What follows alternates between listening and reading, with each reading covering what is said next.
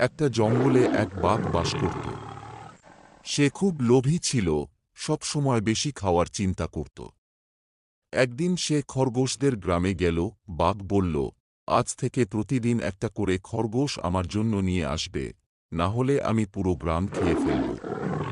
সব খরগোশ খুব ভয় পেয়ে গেল। একদিন পালা এলো চালাক খরগোশ টিনুর। সে বাঘের কাছে যেতে যেতে একটা বুদ্ধি করল। টিনু বাঘের সামনে গিয়ে বলল, মহাশয়, আজ আমি দেরি করেছি কারণ জঙ্গলে আরেকটা বাঘ এসেছে। সে বলল, তুই নাকি এই জঙ্গলের রাজা? সে বলেছে, তোকে ও মারবে। বাঘ রেগে আগুন। কোথায় সে বাঘ? টিনু বলল, চলো আমি দেখাই। সে নিয়ে গেল বাঘকে একটা কুয়োর কাছে।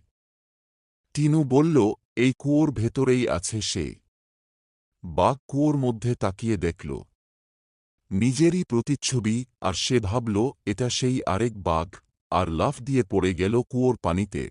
আর এই খবর শুনে সব খরগোশ খুশি হয়ে উৎসব করতে শুরু করল।